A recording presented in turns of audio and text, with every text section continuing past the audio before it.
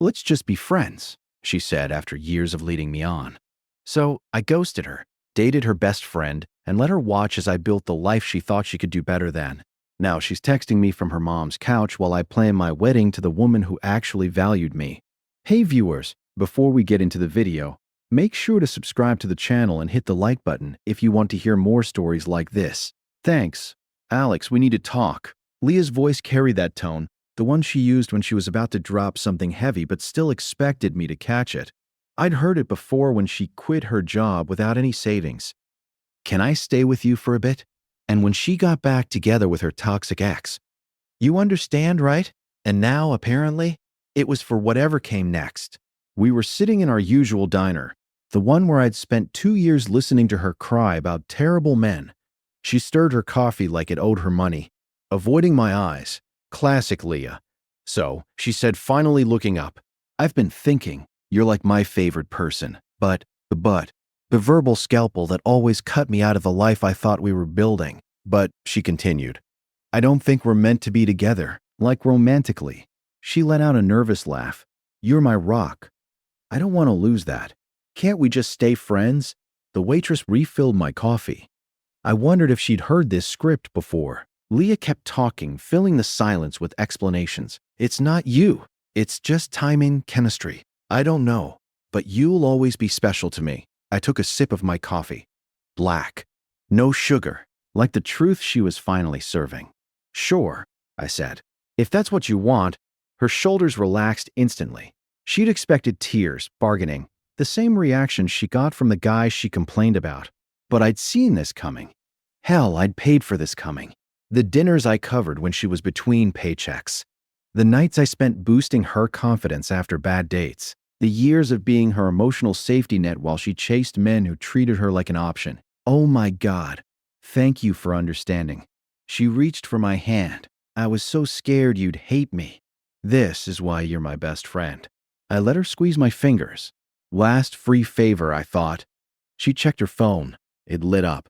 OFG, Jason just messaged. "You remember Jason from the gym?" I did. 6'2", tattooed, and according to Leah's rant last month, so emotionally unavailable it's kind of hot. "He's finally single," she whispered like we were plotting something. "Wish me luck." I raised my coffee cup in a small toast. Luck. She left soon after, already typing a reply, already forgetting me. The waitress slid the check across the table. I paid, like always, but as I walked out, I made 2 notes in my phone. Cancel Leah's emergency key. Text Jess about hiking this weekend. Jess, Leah's best friend, the one who had hugged me at a party last month and whispered, "You deserve better," before Leah pulled her away. I smiled for the first time that night. The funny thing about just friends is that you can replace them. The first test came at 2:47 a.m. on a Tuesday. My phone buzzed against the nightstand, Leah's name flashing like a drunk distress signal. I let it ring. The voicemail notification appeared seconds later. "Alex, I'm at Pulse downtown, and my car just got declined. Jason was supposed to drive me, but he bailed. Can you—" I deleted it before she finished the sentence. 4 hours later, my screen lit up again. WTF? I could have been stranded. I waited until my coffee finished brewing before replying. Uber exists, 3 dots appeared.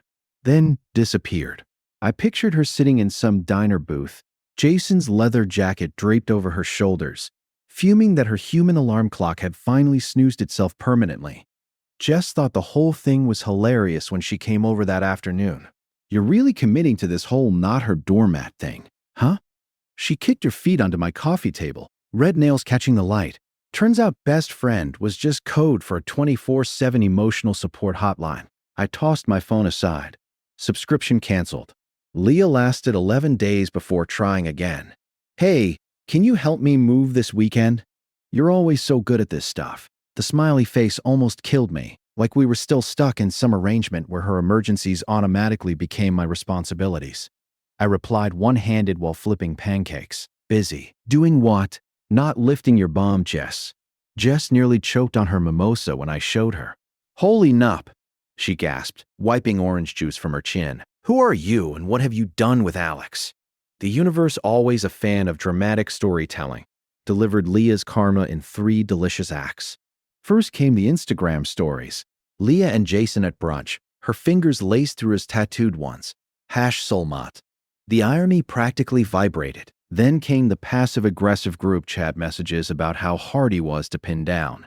Finally, the 3 a.m. voicemail that made me pause my game controller. He ghosted me after I paid his studio deposit. $2,000, Alex. $2,000. I didn't respond, but I did screenshot it and send it to Jess with the caption, "Told you he was trash." The real turning point came at Sarah's birthday party. Leah cornered me near the keg, her pupils wide from whatever pregame cocktails she'd already had. "You've been so distant," she slurred, fingers picking at my sleeve. "I miss us." I scanned the room for Jess. "We're still friends." "Exactly like you wanted." Leah's eyes darted across the room to where Jess was leaning over the snack table, laughing at something my roommate had said. Her dress had ridden up just enough to draw a few lingering stares. "Why are you always with her now?" The petty part of me wanted to list the reasons. Because she remembers my coffee order. Because she doesn't treat my time like a public utility. Because when she touches me, it's not transactional. Instead, I just shrugged. "She's fun." Leah's drink trembled in her hand. "You're being weird." "Not weird," I said, stepping past her. "Just not yours anymore." Later, when Jess accidentally fell asleep against me in the Uber, her vanilla perfume blending with the whiskey on my breath, I didn't move her. The next morning, I sent Leah a text. "FYI, Jess left her hoodie here. I'll give it back when she stays over Friday."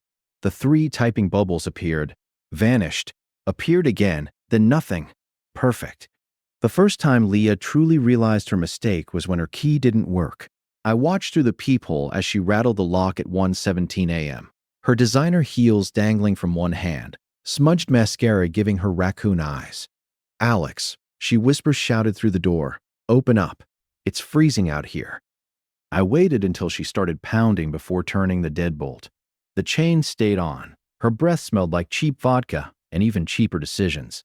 "Jason stood me up," she slurred, trying to look past me into the apartment. "Can I crash here? Just for tonight?" Behind me, Jess's sleepy voice drifted from the bedroom. "Babe, everything okay?" Leah's face did something spectacular. Then it turned into a Picasso painting of shock, betrayal, and dawning horror. "Is that Jess?" I nodded, keeping my voice casual. "Yeah, like I texted you." The chain creaked as she shoved against the door. "You're seriously my best friend now." "Funny," I said, adjusting the chain. "I could have sworn I was your best friend, right up until you needed a ride home from some dude's bed."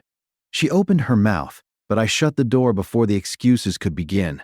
The knocking turned into kicking, then stopped abruptly, when Jess appeared behind me wearing nothing but my college hoodie. "Want me to handle this?" she murmured, her fingers tracing along my spine. "Nah." I guided her back toward the bedroom. "She'll figure it out." The real fireworks arrived 3 days later through Instagram. Jess had posted a photo of us at brunch, her wearing the necklace I bought her, my arm wrapped possessively around her shoulders. Leah's comment appeared within minutes. "Guess sloppy seconds run in your family, huh?" Jess didn't delete it. She didn't respond. She simply screenshot it and reposted it to her story with the caption, "Someone salty their backup plan found a main character." By midnight, half our mutual friends had liked it. By morning, Leah had blocked both of us. The final nail came at Kyle's wedding last month. Leah showed up alone, her gaze following Jess and me the entire night. She watched as I spun Jess across the dance floor. Watched when I fed her a piece of cake. Watched when we disappeared into the coat room for 15 very noticeable minutes. She intercepted us at the valet stand, tears streaking through her foundation. "You were supposed to wait for me," she whispered. Jess squeezed my hand and walked ahead, giving us space. I looked at Leah, really looked, at the smeared lipstick, the desperate grip on her clutch, the hollow shadows under her eyes that no highlighter could hide. The girl who treated love like a consolation eyes. "I did wait," I finally said, sliding into the passenger seat where Jess was already sitting. Turns out better things were coming. As we pulled away, I didn't check the rearview mirror. Some ghosts aren't worth seeing. The first drunk text came through at 3:17 a.m. The notification lighting up my nightstand. I didn't even need to check to know it was Leah. 3 weeks of silence had been too good to last. "Remember that time you drove 2 hours to pick me up when my car broke down? You didn't even complain." Jess stirred beside me as I silenced my phone. "Her again?" she murmured, like a bad sequel. By noon, there were 3 more. I drove past your old apartment today. Jason never remembered how I take my coffee. Do you still have that hoodie I left at your place? I deleted every one of them. Then came the ambush at Whole Foods. She appeared in the cereal aisle like some emotionally unstable specter, clutching a basket with a single sad banana inside. Alex. Her voice cracked, like she had practiced the line 100 times. We need to talk. I kept walking toward the dairy section. No, we don't. She matched my pace, her ballet flats squeaking against the tile. You owe me that much. I stopped so abruptly she nearly collided with me. I owe you? The laugh tore out of me. Raw. I paid your bills for 8 months when you quit your job to find yourself. I listened to you cry over every boy who ghosted you. I waited. Then why did you stop? Her nails dug into the overripe banana she was clutching. The answer was simple, because Jess remembered my birthday without a Facebook reminder.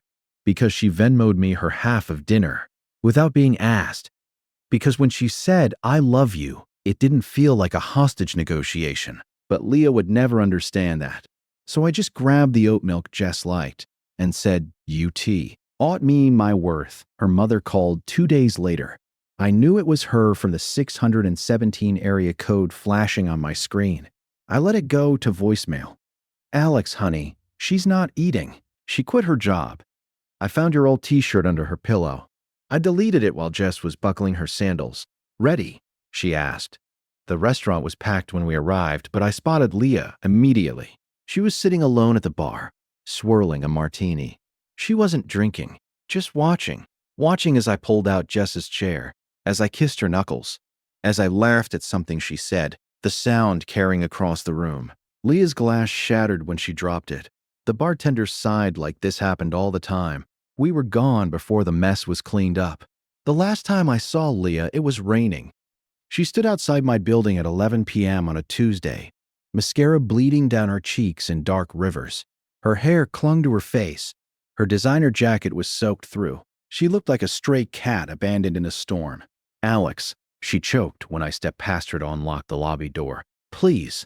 I kept walking. She grabbed my arm, her nails digging through my sleeve. You can't just throw away 5 years. I peeled her fingers off one by one. You did that when you said just friends. The elevator doors opened to Jess, holding 2 steaming mugs of cocoa. She took one look at Leah and sighed. Babe, did you forget the owl? Leah made a sound like a wounded animal. You live together now? Jess sipped her cocoa, leaning against the doorframe. 6 months next week. I watched the realization strike Leah like a physical blow. The math wasn't difficult. Jess and I had moved in together 3 months after Leah showed up drunk at my old place. 3 months of her texts, voicemails, and accidental run-ins, while Jess and I built something real. Leah's mouth moved silently before she finally whispered, You replaced me. Jess laughed first, then I did. It wasn't cruel, just inevitable. No, I said, pressing the elevator button. I upgraded. The last thing I saw before the doors closed was Leah standing in the rain, smaller than I'd ever seen her, finally understanding what irrelevant felt like. Jess found the wedding invitation first. Lee's getting married, she announced, waving the thick cardstock. Some finance bro named Chad. Cute. I didn't look up from seasoning the steaks. RSVP? No. She tossed it into the trash with a grin. Already did. That night, we lay tangled in sheets that smelled like us when my phone buzzed. One last text from a number I should have blocked years ago. I just wanted you to know I'm happy. I showed Jess. She rolled her eyes. Reply K, and let's order Thai. But I did something better. I deleted the thread, turned off my phone, and kissed the woman who had never once made me beg for scraps of affection. Some silences are sweeter than revenge. Thanks for watching. Make sure to subscribe to the channel and hit the like button. What do you think about this story? Share it in the comments.